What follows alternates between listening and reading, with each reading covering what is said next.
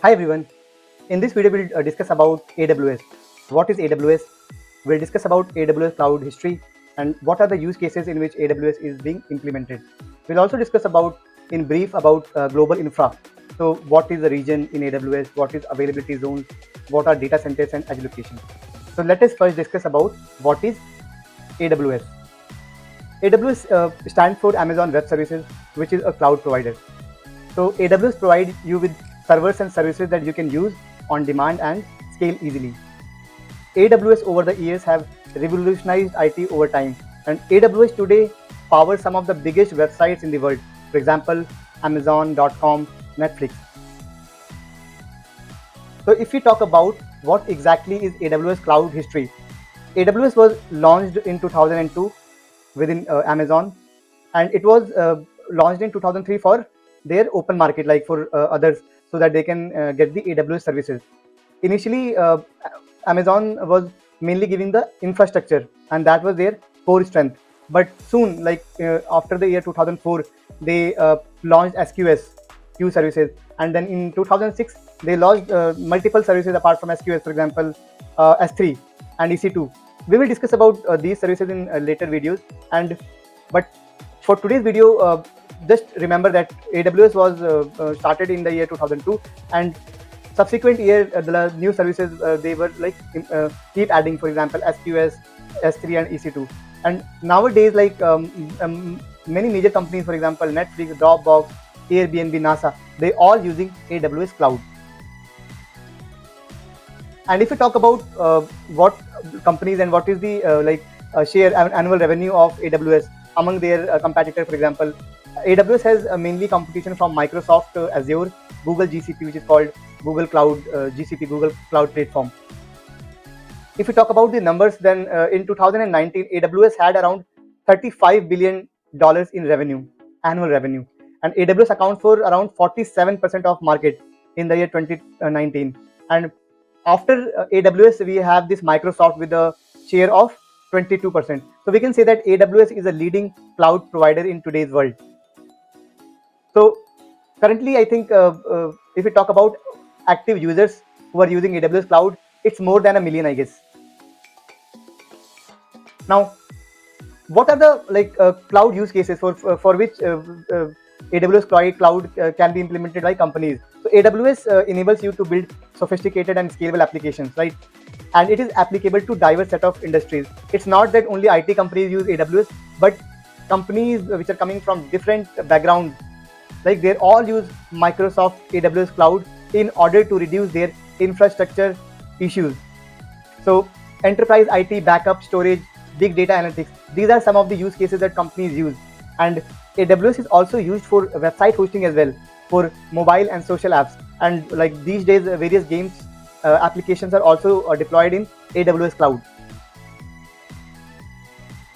Let us now discuss about AWS global infrastructure. So AWS can be divided into different parts. So first is AWS region, then we have availability zones, data centers, and last we have edge locations. So we'll discuss about each of these terms in later part of the video. So just remember, in global infrastructure we have regions, availability zones, which are also called edges, data centers, and edge locations. Now let us talk about what exactly is AWS region. AWS has region like all over the world, and they can have the names like, if suppose the data center region is located in US, so the names can be US-East 1, US EU-West 3, right? So these are the names that AWS regions can have. Names are basically denote the location of the data centers. Region in general is a collection of data centers. What is a region? Region is a cluster of data centers. And most AWS services, so AWS has number of services that we'll be discussing in later part of the video and in subsequent videos. But just understand that AWS provide not only the infrastructure but various on-demand services, and which are most of the time are region scope. Region scope means some services are available in US regions, some services are available in EU regions, European regions, and just like that in other regions as well. And there are some like services which are global, which are available in all the regions. Now whenever we are building an AWS cloud and we want to have AWS cloud infra, so the first question that comes to our mind is that how do you choose an AWS region? If you need to launch a new application, where should you do it?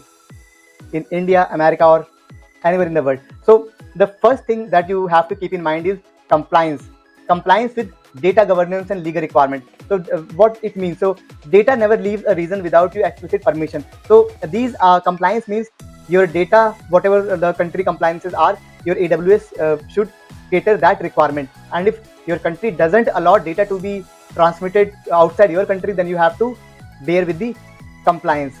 Now the second thing apart from compliance is proximity to customers. So if your large number of customers are located in, suppose in US, so there is no reason you should take Europe as a data center. You should be choosing data centers which are located proximity to your customers. Then as we talked about, available services are within a region. So some region have some services and few regions have other services. So new services and new features aren't available in every region. So if you want to use a particular set of services, and if they are located in that region only, then your data center should be in that particular region only. Then like pricing also. Pricing varies region to region, and it is very transparent in service pricing page. I'll be sharing all these details in the description box so that you can go and like read more about these concepts. After regions, we have a thing called AWS availability zones. So each region has many availability zones. So suppose there is a region in US. So in each region, you can have minimum 3 availability zones and maximum 3. But usually most of the times availability zones are 3 per region. So each availability zone is one or more discrete data centers with redundant power, networking, and connectivity. They are separate from each other, so they are isolated from disaster. If something happened to one of the AGs, then other 2 AGs will continue working BAU, business as usual. So you do not have like facing any failures in your application. And all these availability zones are connected with high bandwidth and ultra low latency networking. So the latency is very low. So in case the availability zones are down, other availability zones are business as usual. Now the third concept is AWS point of presence, which are also known as edge locations. Right now, Amazon has more than 500 points of presence, for example, and they are spread in 90 plus cities and 40 plus countries, and content is delivered to end users with low latency. Now I'll in the next video I'll show you like what exactly are present in the AWS console. We'll try to log in that, and we'll try to explore various kind of global services. For example, IAM, Identity and Access Management, Route 53, DNS, which is a DNS service, CloudFront, which is also a content delivery network. And most AWS services are region scope, so they are available in a particular region. For example, Amazon EC2, Elastic Beanstalk, Lambda, Recognition Service, etc. So we'll in later part of like videos, we'll discuss about all these services, global services and region scope services in detail. So this is all we had in this video. I hope now you have a better understanding of what is AWS, how AWS infrastructure, what are the parts of AWS infrastructure, what are regions, availability zones, edge location, etc. So thanks for watching, guys.